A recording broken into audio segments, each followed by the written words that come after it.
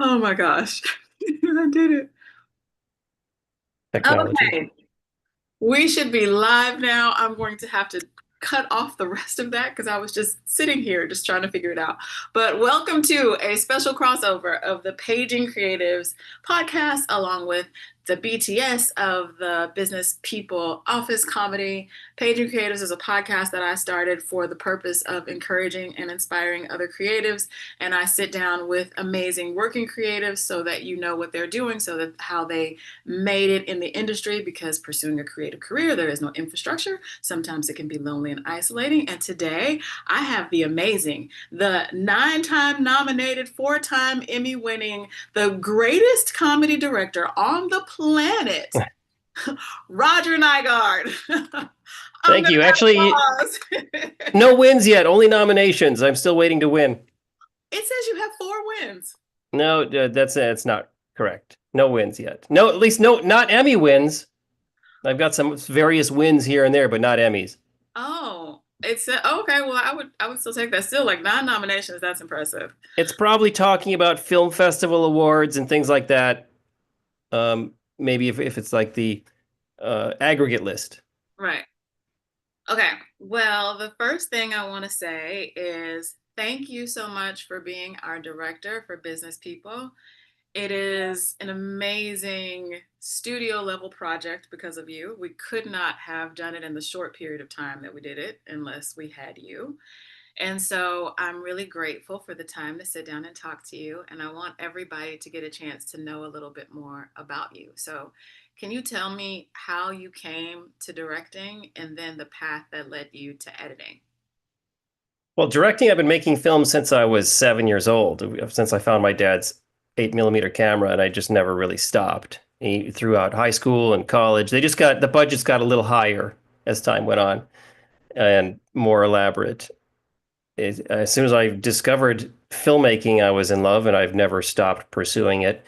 And I've made some independent films and worked in television. And at some point, I guess people recognized my editing ability enough to start offering me jobs editing their projects. I was making my own projects, and I had to learn how to edit because I couldn't afford to hire an editor. And so I had to do everything. And it turns out, I guess I have an aptitude for editing. And I began getting job offers. So that's what I do often, is edit TV shows and sometimes feature films. And I use that to finance my hobby, making indie films and documentaries and whatever I'm working on, my projects. I want to talk to you about a couple of those projects, but first I want to ask you, is there a preference? Do you prefer do you prefer the directing to the editing, Oh, or do you like their tandem? alternate. I like to alternate Okay. and do what I get. I don't like doing the same thing over and over again. So it's nice to alternate and sort of shake it up a little bit. And by doing both, it helps me, I think, become better at each of them. So yeah, I love writing, I love directing, I love um, editing, especially when I can sort of mix it up. Then the documentaries. You have some very interesting documentaries, one of which is a cult fan favorite, Trekkies. Can you tell me? Yeah, there it is. What brought you to that? What made you want to do? How did this project come about? I made a film. My first feature film was a low budget comedy, and one of the actors that we cast in the film was an actress named Denise Crosby, who had been on Star Trek: The Next Generation. And a few years later, after making this film together, we stayed in touch, stayed friends. We were having lunch one day, and she was telling me about the Star Trek conventions she attended and how unusual they were, and fun and interesting and bizarre, and the people were so fascinating. And one of us said someone should make a documentary about that. We still don't remember who it was, but the next thought was, of course, I can't believe no one's done that yet. It seems so obvious. And we sort of teamed up and brought the idea to some producers, and they put up enough money to shoot one weekend at a Star Trek convention. And the footage was so colorful, we just kept going until we had finished the film. And it was so successful that it spawned a sequel. We made two of them for Paramount. Our first documentary out of the gate was um, extremely successful. Partly we got lucky, partly we were naive. You sort of have to often, if you know, naivete is a strength sometimes. If you don't know what you're getting into, you just take something on like this project, business people. I'm sure when you started out, you had no idea what you were in for. No. Eh, but that propels you forward, and then you learn a lot from taking on these difficult unknown challenges. Yeah, to just a little bit more about business people, because for me, I have done this before, but not to this level. Again, this is the output of this is a studio level project. And the other producer, Don Church, and it was just us. And we learned that next time we need a post production supervisor. We need all of these things because it was an incredible amount of work, but I was glad I got to learn it.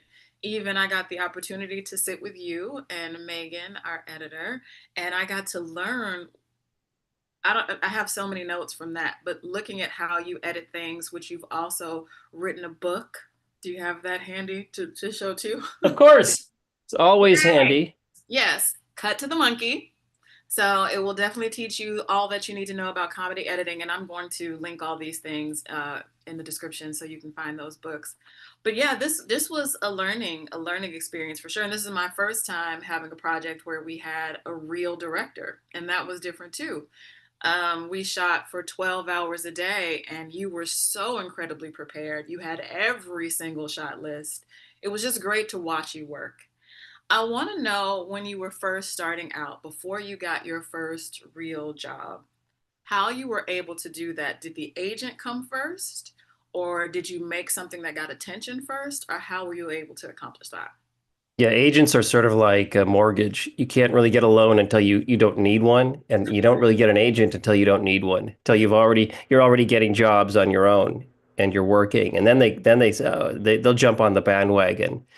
So you sort of have to be a self-starter and make the connections and get out there and be making things happen. And if you like as an actor, if you start booking, if you've got a couple of three bookings, then an agent will start to get interested because they want people who book. They Hmm. don't want to send you out on 100 auditions for one booking. They want to send you out, get a booking every 20 auditions Yeah. or whatever, number they have in mind. They like a nice low ratio of work to success. And of course, actors want that too, but you kind of have to prove yourself first. Then they come along. And so I have an agent now who submits me for things. Um, Originally, I didn't. I was just an independent filmmaker doing things on my own, making things happen, just like you did with this project. You guys made it happen, and work generates work. Work leads to more work. You make more connections. You hear more tips. People talk more. It generates buzz, and that's how you sort of have to start the fire yourself, Hmm. and then an agent can help you fan the flames. I like that. So you think the best possible thing right now, I mean, especially with phones and everything, is to just make stuff, go out and make stuff and try to, yeah, that's kind of all you can do. And I have the very first thing that I did on my own, I probably will allow it to be public so everyone can see the progression. Because while I liked that at the time and what I wrote, it's supposed to be a comedy, but when you see it, it's not funny at all. But I think it would be great to see that you can get better when you find better people, hire a better crew and cast and all of those things, and just you know better and you learn.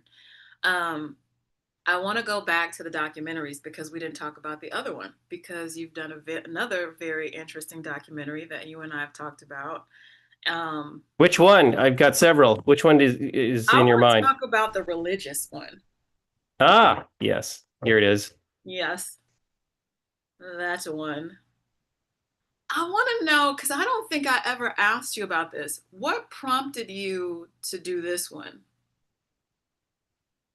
I've been obsessed with mortality and existentialism since college, and I think that's when most people go through an existentialist phase, if you ever do. I took a philosophy course in college, and that's a philosophy, right? There's many philosophies, and one of them is existentialism, and it's just the philosophy of asking the question, why do we exist? What's the point of everything? And being obsessed with a question is often what my documentaries are about. I mean, there's two kinds of documentaries. I wrote a book about documentaries, as you know, as well. And I break it down into two. There's narrative documentaries and concept documentaries. And the narrative documentaries are usually about a person or a small group of people with a goal and obstacles. Like, will they win the big game? What will be the verdict of the trial? Or searching for Sugar Man. Will we find the person we're searching for? Concept documentaries are about an idea, like Food Inc. The idea is, why is corporate farming so harmful for the human body? Right. And then the filmmaker sets out to answer the question like an investigator. And those are the documentaries I make. They're usually concept documentaries where I have an idea that I'm obsessed with, and I want to solve the mystery. And the mystery for me is, what's the point of everything? Why are we here? What's our purpose? Is it all a big joke? Is the universe just a big joke, absurdist joke on us, looking for meaning in a place that has no meaning, etc.? So I wrote a bunch of questions, like starting with, why do we exist, and found experts in every religion and interviewed them, and also atheists and everyday people and scientists, particle physicists, cosmologists. Ask them all the same questions about why we're here, and then intercut all of their answers. As I, like the investigator, I'm searching for the answer. I'm going to answer this question: why are we here? And so that's me. It's like my catharsis. I'm working out my issues by making the documentary and asking that question and finding peace in a solution, in an answer that gave me some peace. And you, as the viewer, if you come along, maybe you will see what I see, and then you'll decide for yourself what is the best answer for you. Because one of the things I learned is that purpose is not something that is out there or given to you. Purpose is what you give yourself. What is my purpose? It might be to be a great actor, to be a great editor, to write a children's book, to raise a family, to plant a garden, whatever it is. Your purpose is something that you give yourself, you challenge yourself to do or to be, and then you set out to do it. And then you can gauge your success or failure, as time goes on, as you're marking your each successful moment towards that goal. And your pursuit of that purpose is what gives you happiness. That's how happiness, usually the question people ask by mistake is, how do I find happiness in life? And that's like saying, how do I find hunger? How do I find sleep? Happiness is a side effect of having a purpose in life. So once you Yes. discover or choose a purpose and you're pursuing it, let's say it's acting. My purpose is acting, to be a great actor. Once you're pursuing that goal, happiness comes as a side effect of being in pursuit of this challenging and difficult goal. So that's me relating what I learned toward acting as an example, but that's how I got obsessed with the concept, and many years later made a documentary about it. No, I like that. Sorry, one of your actors is trying to hop on live, and she was like, I can't find it. She's coming now, Jacqueline. She will be here shortly. Um, I like what you said. Happiness, if you're pursuing that, it should make you happy. A lot of times, especially acting, is going to make you unhappy because there's a lot of disappointment and a lot of no's.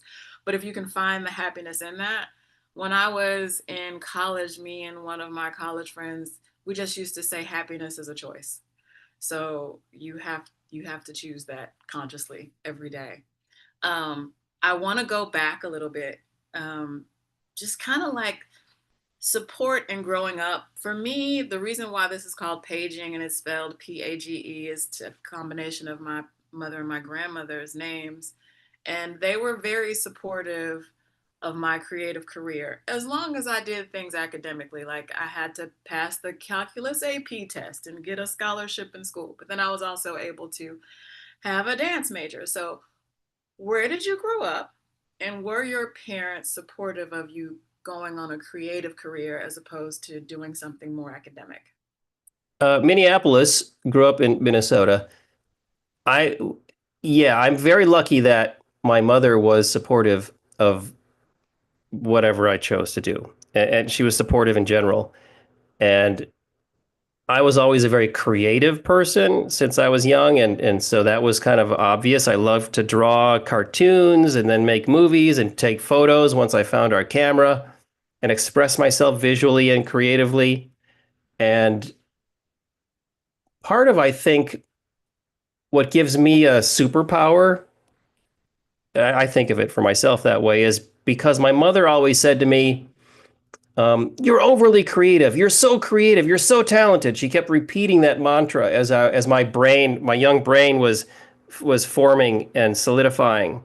So that got baked into my brain that I'm really talented, whether I am or not. I have this delusion that I'm talented. So whenever there was a failure in my life and a script got rejected or this rejection, that rejection, my first thought that I went to wasn't, "Oh, I'm not good enough." My first thought was, "Oh, they don't get it." Because I know I'm talented because my mother told me since I was, two cells growing into this person I am now. And if you have parents that are not supportive, who baked into you, "You're not good enough. You'll never be good enough." That's the tape you'll run when you hit a wall or you there's some kind of failure. You're going to look inward and go, "Oh, I failed because I'm not good enough," and it might be enough to stop you or discourage you. And so, if you had that growing up, you have to replace that with with a different mantra, which is, "I'm totally good enough. I'm great. I'm going to make it." It's like a self delusion, and lots of people succeed who are not super talented because they have the delusion that they're talented. And so they keep going no matter what happens. So find that naivete and keep going no matter what happens. I mean, there's going to be 50 rejections or 20 or 100 rejections, whatever the number is, for every success. Everybody has it. Every actor, every writer, everyone in the business. I've had so many rejections and so many failures, projects that failed, things I'm developing that didn't get off the ground, passion projects that I would love to make someday, sitting on my shelf that I did not succeed in raising the financing for. But for those 10, I've got one. I've got one that happened. This one happened, and so I'm proud of the ones that happened. I love working. I love working with people, and I love being in the creative endeavors. Being creative makes me happy. That's why I said, yeah, absolutely, yes, I would love to work with you guys on Business People, because I loved the script. I think you wrote an amazing script. I mean, it's always based on the script. When Dawn, I suppose, first spoke to Dawn about doing it, I said, "Let me read the script, and then I'll, tell you, I'll give you an answer." Read the script and said, "Yes, this is worth doing. It's good quality." And it's always worth saying yes to quality. I don't care about the pay rate. It's more about choosing to work on quality projects. And some shows pay well and some pay very little. And I've done both. But that isn't the determination. I don't base my choice on how much money I'm making. I base it on the quality. Luckily, I've been lucky to do that so far. I mean, everybody has to pay the bills, and so we have to get jobs to pay the bills. But that's my goal, is to continue doing quality work. Oh, that was so good. I have so many things inside of that. Okay, before we get to Business People, I want to ask you something that's important because I've experienced this myself in terms of having a project and it not go the way it's supposed to. I had a project and I thought that was going to be the one for me. And instead of it going the way it should have, it went completely and totally left in every single possible way that it could have. So much so that people are mad at me because this one worked. People are mad about that one. And I mean, eventually that is getting to a place where eventually it will be okay.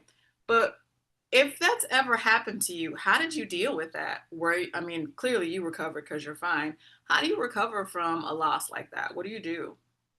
Yeah, there's got to be many. It's never gonna. It'll. I remember reading Frank Capra's biography. He wrote a biography, and autobiographies are generally going to be self-serving. because you're telling your own story. But one thing that struck me about his biography is, he's one of the greatest directors from the 40s, 50s. Um, and no matter how successful he got, and I noticed this actually from Hitchcock, his life story also, similar. No matter how successful they got, every film got harder and harder to make. It never gets easy. You never get to a point where, oh, I'm so successful, it's easy. The next step is easy. It's always difficult. Every project is a battle. Every project is hard. And so it's going to get there because you force it there. You make it, you push it over the line. You are the energy that makes it happen. My films, I finished my documentaries and a lot of the in my books and it's things because I forced them over the finish line. My force of energy, my force of will, my delusion that I'm talented.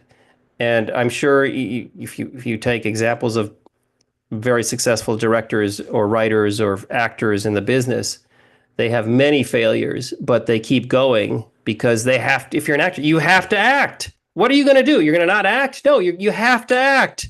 So you're going to keep acting despite the failure. You've got to. This is, and for me, I mean, I have to be creative. So when I'm not editing, I write. When I'm not writing, I'm hopefully working on the set. And whenever I have downtime, I fill it with creative endeavors. And for me, that's the writing of the books. Lately, that's filled those spaces, those in between paying jobs or Netflix or HBO jobs or whatever. I keep, I have to be creative. That's who I am. That's what's in me. And so, as an actor or a writer, whatever, you will keep it going, your energy, your force of personality, until the day when you quit or you give up. Then you failed. If you never say I quit, you've never failed. You just keep, the old adage, just keep getting up. Every time you get knocked down, just get up again, and you haven't failed yet. You might have lost a battle, but the war is what matters. So it's in you. You're the one who's got to make things happen. Yeah, that's good. A lot of gems in there too. I'm gonna have to go through this and write. Quoted by Roger. um, let's hop over to business people, which, man, that was such a great experience. And also pleased to announce that we are on the ballot for a short form comedy or drama series. And most of the actors are there for outstanding performers in that. And that is definitely, attributed to you and how you helped bring this and lead this ship across the No, water. congratulations to you all. You made that happen. When I first met you and Dawn and I heard your plan, oh, this is really smart. These women are smart. Thank you. Well, I loved the set. I'm not sure if you're aware of this, but at the end of filming, and we only filmed for a few days, people cried. They wanted to keep going. They wanted to show up again for us and be there. And that calming, fun energy starts with the director, and you created like this amazing, smooth running set. You've told me some things about how to make sure that happens even with unruly, difficult people, and I have taken that in. But how do you do that? How do you make this thing that's just like, it's hard, and it's also harder because we have no money and no time, a lot of people, got 17 actors. How do you do that? How did you manage that so perfectly and so effortlessly? We made our day. We did everything that we wanted to shoot, got shot. Well, first is do your homework. I always do my homework, so I came prepared. As you noticed, I had shot lists and I had thought through every day and worked with my first AD to plan the days and make sure it was efficient and in the right order in the most expedient way so that we would have time to be creative. So we would have the time for creativity. We would get the coverage that we need to be able to rebuild whatever we need to in the editing room, performances or scenes or what have you. You need coverage for that. So I did my homework because I've always done that since I was young. I always wanted to get good grades and I've carried that through. That's a big part of it. But also because everyone was there, no one was there for the money, obviously, because No. nobody's getting any big money out of this or any money. And so we're all there for a different reason. We're there because we want to be there. And when that's the reason you're there, everyone is happy to be there. And it makes for an amazing dynamic. A lower budget project like this is such a joy because for that reason, because everyone is happy to be there. I've been on high budget projects which were painful because people weren't happy being there. They're getting big money and they're being petulant or difficult or having issues, and they're bringing that to the set, and everyone has to deal with that. And so that's part of what it was. I think we had a great group because we all wanted to be there and we all made new friends. So we all had a great time interacting and having fellowship with each other, with Mhm. meeting new people, interacting with new people, finding funnier ways to do things, finding the acting core in a scene, finding the way to deliver it. I remember when a scene that we did together where you were bouncing on that bouncy ball. Do you remember? And you were playing a line in a way that was flirtatious. And I said, why don't you try it where you don't want to be flirtatious? I know.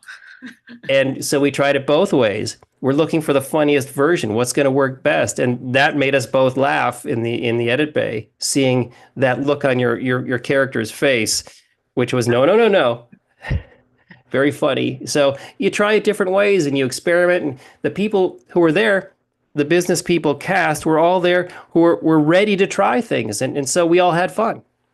Yeah, it was fun. Speaking about that ball, which was funny, we were in the location, and Susan, our art director, who also plays Murderous Mary, She's so funny. she is hilarious. She was like, "How about I just put a ball in your office?" And Dawn was like, "I love that. Let's put a ball in your office." And I was like, well, "We can't just put a ball there and there's nothing. I got a right to that." So, and I That's like where how you ideas come started. from anywhere, right? You want a crew that brings ideas, and then everyone works together, and out of that came this funny stuff because of her idea, her set dressing idea. Her set dressing idea. And then the way that you shot it, which I didn't know that was even happening, where there's a point where you see her head and the brilliant Sebastian, who plays Jonathan, his eyes are following her like it's just so funny. It's really good.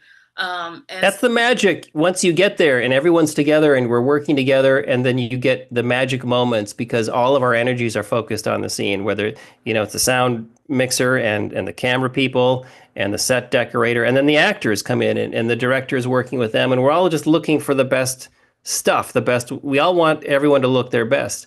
And so we're collaborating. And I think that's why we all had so much fun, is it was a collaboration that we all were there and wanted to do.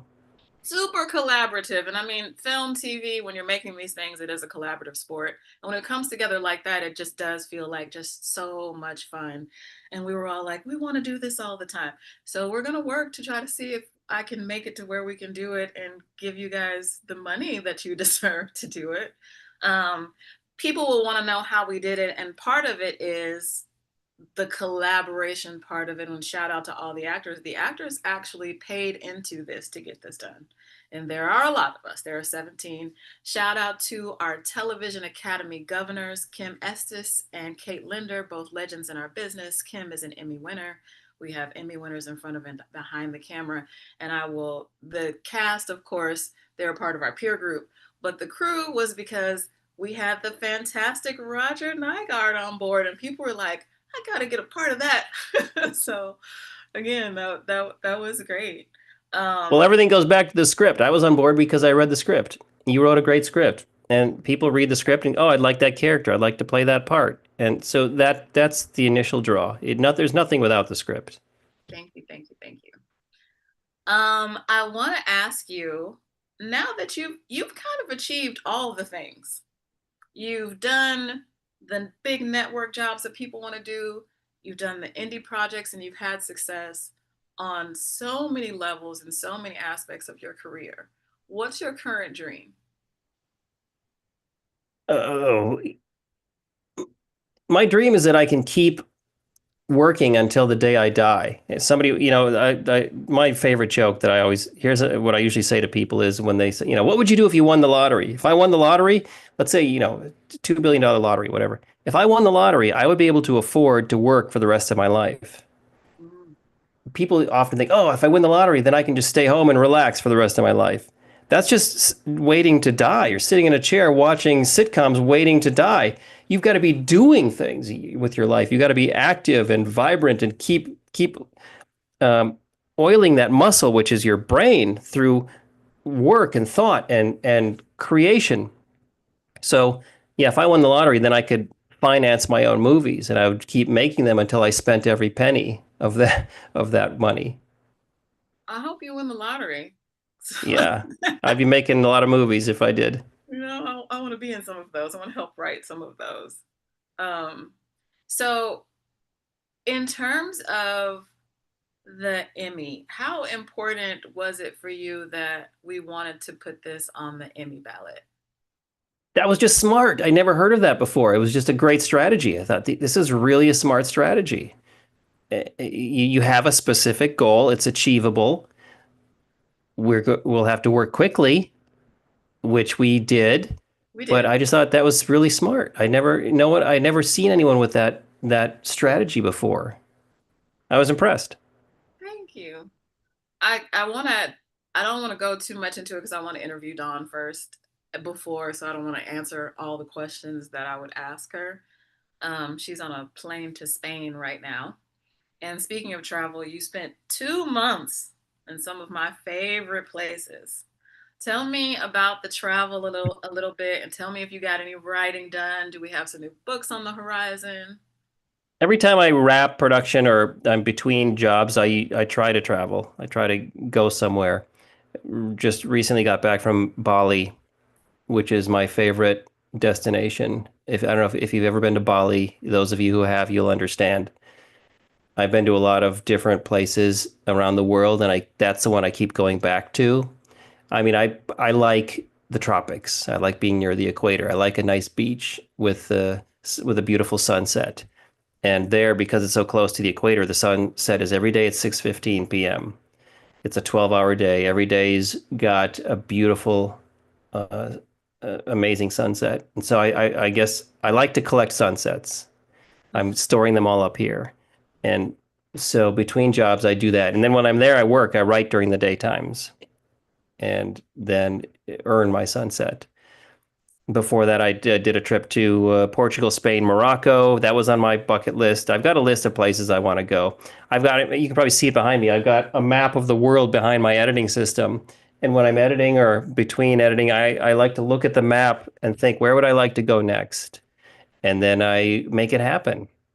And it's always very scary. It's hard to leave the comfort of your little nest, my little nest here, and travel to someplace I've never been. Usually I'm traveling by myself. I just get up and go, take my passport, plan the trip, book some hotels, and just go there and explore. And by traveling by myself, it forces me to meet people, and I meet people there. Wherever I'm staying, I'm friendly, I'm open, I talk to people. I'm told this is kind of an American thing to be, hey, how's it going? Nice to, to like be greeting people. Some countries that's not what they do. But I do it. And so I'm very friendly and I talk to people and I make friends wherever I go. And I like that. That helps also sort of energize me and gives me material for whatever I'm writing next. So yeah, the next book is in progress. Every book takes about 2 years, I've discovered, and you'll have to wait. I don't talk about them until they're finished. Okay. Okay. I understand that. It takes away the energy. I feel if I talk about it, I'm not writing it, and then it takes longer to write. That's fair. Are you allowed to, or does it mess with process if you say subject matter? Oh, how about this? Oh, that's fine. Yeah, Okay. it's this one's fiction. Ooh, My first three books were nonfiction, like more like how-to books, how to edit, how to edit comedy, how to make documentaries. how to be married. Yeah, the relationships was a companion book for my documentary, The Truth About Marriage, where another topic I was obsessed with.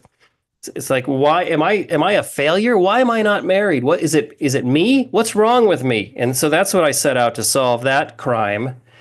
And and I solved it. I feel by the end of the movie. I learned by talking to therapists and anthropologists, psychologists, married couples. I learned why it's, if you want, do you want the short answer? I mean, we have a hard time. Every culture has a difficult time staying married. I mean, we all know the statistic, right? 50% of marriages fail, give or to somewhere around that. Right. If you were had a product you were selling with a 50% failure rate, everyone would send you back to the drawing board and go fix your product. I don't want something that half of them are going to break. Nevertheless, we all are clamoring for marriage. This product that breaks 50% of the time, everyone wants it. And the reason that this happens, the best answer I found, I think, came from the anthropologists who pointed out that our culture has evolved faster than we have. And right now, our culture sets these expectations for us, behaviors that are out of sync with who we are as a species. And so we can never really reach these goals that our culture, our society sets for us. So we're all frustrated and trying to, or maybe we're rationalizing it, or we're lying, or we're cheating, or we're hiding it, or denying who we are, or in denial. And it creates frustration. And then so we blame our partner. Well, it's not me. It must be my partner. I must be with the wrong person. So we switch partners, and it happens all over again, over and over again. And it's like a long-winded way to say it's not really our fault that we're having so much difficulty with relationships. Our culture makes it hard. There are ways that cultures could make it easier, but the reason it all changed 6,000 years ago with the invention of agriculture. Before that, we were nomadic tribes, moving from here to there, and everyone in the tribe owned everything together. And everyone had a relationship with the tribe. Everyone belonged to the tribe. The tribe owned everything. Everyone owned everything. Then, once we learned how to plant our own food and stayed in one place, cities began to form. And the idea of ownership occurred. Propriety. Well, this is my land. These are my animals. This is my farm. And we switched from a matriarchy to a patriarchy. The tribal era was a matriarchy. The women were in charge. They kept track of where the tribe was going and what time of the year it was, and they sent the men out to hunt, or depending on the tribe. But it was a matriarchal tribe with female leadership. With the advent of agriculture, it switched to a patriarchal leadership. And now men are thinking, well, it's my land, it's my food, it's my woman. And they started to take ownership of the women and removing their agency. And this is not the natural state for the human species. So we are all dealing with trying to reach these ideals of monogamy, of like, once you get married, I'll never have a sexual thought about another person again. Well, that doesn't happen. Our brains don't change. We don't change into a different person. You might choose someone and pledge your love to them forever, but your brain is still who you are. And so now you've got to deal with all of these thoughts and needs and desires that might not line up with the goals set by your society, and you get frustrated. It leads to arguments, difficulties, therapy to try to stay together. You might do it for the financing or for the financial aspects or the children. There's a lot of reasons to hold you together, but half of them don't. And so there are ways to fix that. And so I get into that deeper in the book and the documentary as well. What are we knowing that? That's the problem. How do you fix it? I think, see, and this is what you learn about Roger. Roger knows a lot about a lot of things, which is neat. I think the simplification of that for me is we're finally at a place in society where before it was you're supposed to just get up, get married, have the house, the fence, the dogs. Now there are so many people who choose an alternative lifestyle and there's no judgment behind that. We're in a place where you can wear white after Labor Day. You can, the new popular thing on dating apps is someone will have a picture with their significant other and it will say ethically non-monogamous and they'll hit you up to see if you want to be their third. I don't. But I just think that it's good that there's no judgment to that. Someone does.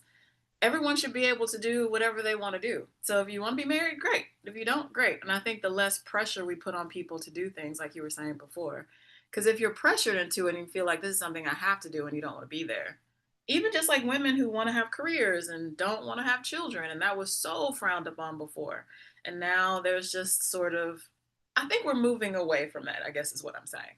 It seems We like. might be moving back toward what we used to be, where people, the way people interacted in the tribal times, and like having a third, for instance, that's trying to get back to the group nature of relationships. Right now, there was a reason that monogamy was invented in society, because at one point, once humans started staying in one place, one person started amassing more resources than others and became very rich. And we would have a king or a sultan or a pharaoh who would be the most rich of anyone. And that person often had 1,000 or 5,000 wives, concubines, maybe one wife and 5,000 concubines. And the problem for society was that if you have one person with 5,000 wives, you've got 5,000 young men who don't have a girlfriend, who are really frustrated and angry, and that creates trouble for society. So the religious experts, or whoever the expert, who was ever in charge of the rules for that society, uh, enforced a monogamy rule, even on the king and the sultan and the pharaoh. At some point, finally, everyone only gets one wife. And monogamy grew out of a need for out of societal unrest. And these are the explanations that the anthropologists study in looking at relationships. We don't think about that right now. Like right now, if I'm having trouble in a relationship, I'm not thinking about anthropology or 6,000 years ago. I'm thinking about right now, why am I so unhappy? And then maybe I'll go with my partner to a therapist, and a therapist will hear about our problems and try to offer solutions, because we live in a society, in a culture that we can't live outside of. So we have to find solutions, ways to interact within the current culture that addresses our needs, our who we are as a species, while living within the requirements of our culture. Yeah, I like that this is taking a relationship turn. Getting back to the creativeness of it, though, I think for me, I like having a creative partner. I like it when the person I'm dating is either involved in what I do. One time I dated someone who was a musician with a record deal, and then they were trying to get me a record deal, and they would write my songs. We would go to the studio together and we could just be creative together. And I liked that. Um, I do think that I like creativity with another person in an intimate setting. That's not for everybody. I have a cousin who, her and her husband started a company together, and they go to work together in the morning, and they go to lunch together, and they go home together. And they have been doing that probably for, I don't know, 20, maybe more years. And that works for them, but that does not work for everybody. Do you find that you can be creative with other people? Yes, it helps to have a muse or someone that inspires you to do the work. It's easy to get distracted or procrastinate when it's just yourself. It's you have to I have to set boundaries. And one of them is when I'm sitting down to write, I have to turn off Instagram, Facebook, turn off all notifications, turn off distractions, because that the cell phone right here is designed to distract me. These algorithms know how to get my attention and send me links, or send me messages that will try to get me back to scrolling through whatever it's trying to get me back to. I don't know if you ever saw the documentary The Social Dilemma. Of course, of course. That is enlightening. Go watch The Social Dilemma on Netflix. Yeah, it's scary and it's frightening. And the lesson from that I took from that documentary was to turn off all notices. So my phone cannot contact me, cannot send me messages, cannot try to get my attention. And that's part of the problem. Back to the marriage documentary, the therapist, one of them, many of them said that one of the solutions to living within our current culture is that because of our screens now, people come home and they look at their phone, they look at their screens, their tablets, their TV screens. They don't look at each other. And we need 15 to 20 minutes every night of connection time where you make eye contact and you ask your spouse, "How was your day?" And then you just listen. Don't, especially for the masculine partner in a relationship, it's hard not to offer solutions and suggestions or try to fix things, but then you have to not do that. You've got to just listen and show empathy. And what is empathy? Empathy is like saying, "Oh, that's terrible. Oh, that's wonderful. Oh, I'm so sorry that happened." Just empathizing. I feel your pain. I feel your happiness. It's a vitamin that we need.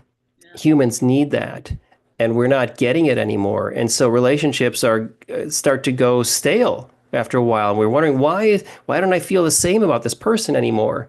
Well, you're not getting the vitamin you need, which is the connection that you had when you were first dating, when you started out, when you were making eye contact, when you're trying to seduce each other.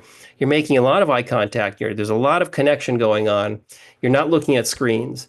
And then as time goes on, now we're looking at screens, we're watching Netflix, and we're doing things other than interacting with each other and connecting with each other. So that's one of the assignments that they give to couples is every night you need, or sometime during the day, spend 15 to 20 minutes, 30 minutes max of just connecting. Just how was your day? And then listen. And that's a very simple thing. Anyone can add that to their day, to their relationship. It's an experiment. If you're in a relationship right now and you're wondering, is this the right person? We don't seem to be connecting like we were. Just try this as an experiment. Just for the next week, every night or at some point during the day. How was your day, honey? How are you feeling? And then listen and shut up. Don't say, just listen and see if that changes everything. Often, apparently, that turns everything around because now you're getting the vitamin you needed and you're starting to feel sexy again and passionate for your partner. And I don't know why, I wasn't feeling so passionate for you. Well, you weren't getting the vitamin you needed, which is this connection vitamin that we don't get anymore in the era of flat screens. Um, you're 100% right about all of that. Speaking of technology, I want to ask you about something as it relates to our industry. Are you taking steps to learn more about AI and how it can help you in ways of directing, writing, producing, editing? And do you think that this is the beginning of the end of us lowly creatives? And what is your take on the current culture as it relates to AI? And are you taking steps to integrate yourself in that and immerse yourself in AI? Yeah, who knows where that's all headed? Like, where is this next technology going to take us?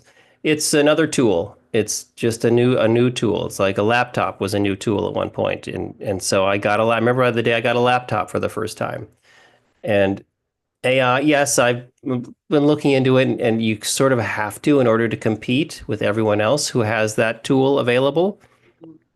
But it will not replace the creativity of a human brain because AI regurgitates what came before. That's all it can do. It just takes everything that came before and it sort of mashes it up and regurgitates whatever you ask it to do. The human brain kind of does that also, but it does that with the ability to synthesize a new combination or a new idea or a new something new. An AI isn't going to come up with a new franchise. It's going to just mash together what came before and make suggestions of the same thing all over again. Human beings come up with new things, new ideas, new uh, concepts, and push it through force of will. And so that will never be able to be replaced. If they did replace all the writers with AI, we would all get so bored of those movies so quickly because we'd be, oh, I've seen that before. I've seen all that before. We would want something new, something fresh. That's why European cinema has always been interesting to Americans because it would bring something we're not seeing in Hollywood cinema, where they're doing something, they're breaking the rules of pacing, or they're doing something different.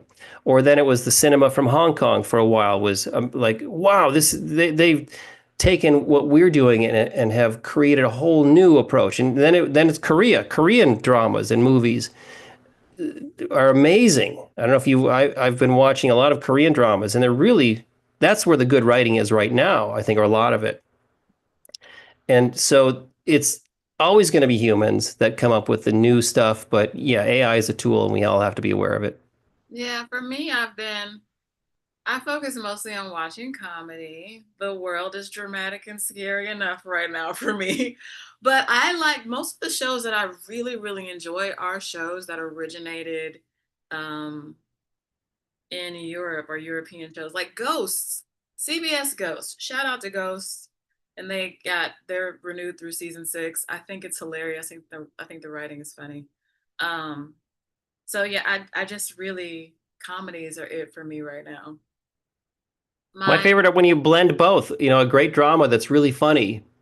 The best writing is all three. It makes you laugh, it makes you cry, and maybe makes you a little angry. Yeah. You want people to feel things. If you want to win awards, write or act in projects that make people feel something.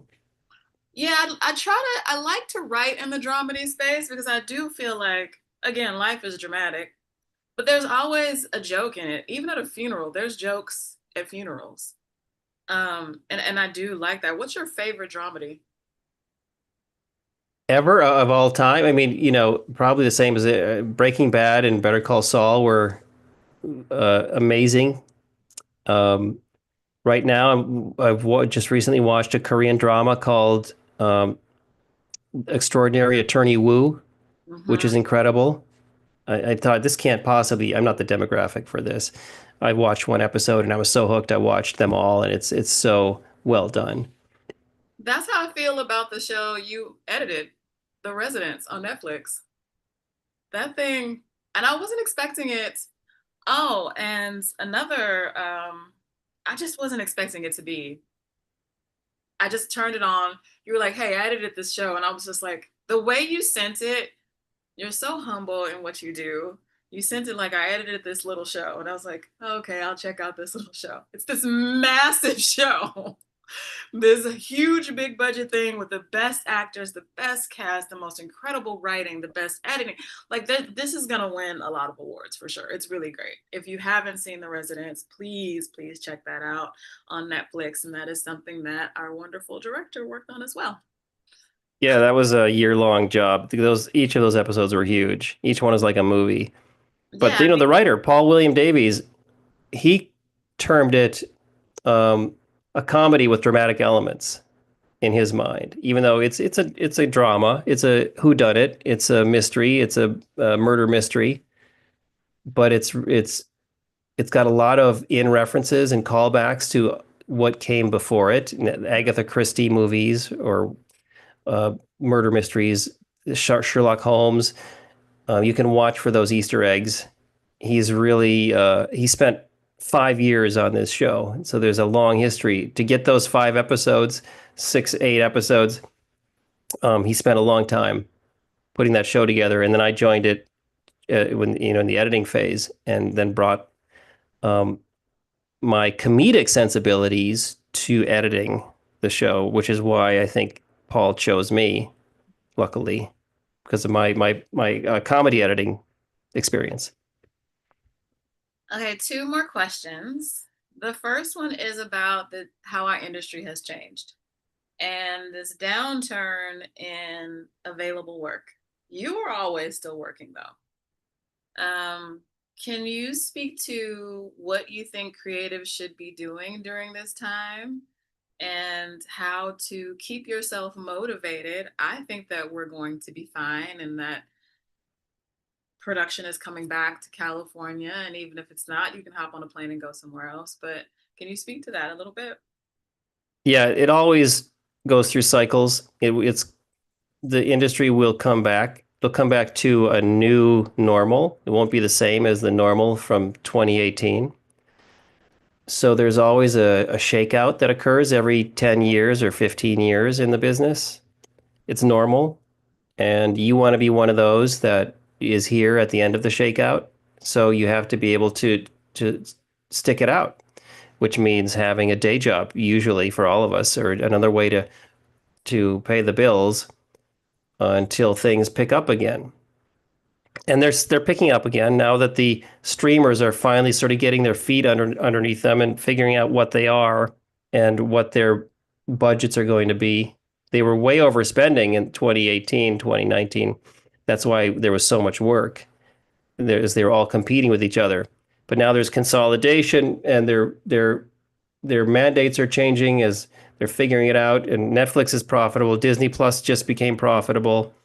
The others will figure it out too as they're figuring out who they are. And we'll ultimately probably it'll come down to four or five streamers uh, as they combine with each other. And just like we used to be, where we had four or five networks in the old days. People don't want more than three subscription to be paying more than three subscriptions, three or four subscriptions. So No, then you're paying more than cable. yeah, so there's the shakeout is happening, and you just have to weather the storm and be here when it ends. I said two more and I lied because there's one thing that I do want to ask that we talk about, but I want to talk about it as it relates to our industry. Do you think the current political climate is going to adversely or maybe help? Do you think the current political climate is going to affect our industry? Which way do you think it's going to affect our industry? Yeah, well, we could spend hours on that. Sure, yeah, it's yes.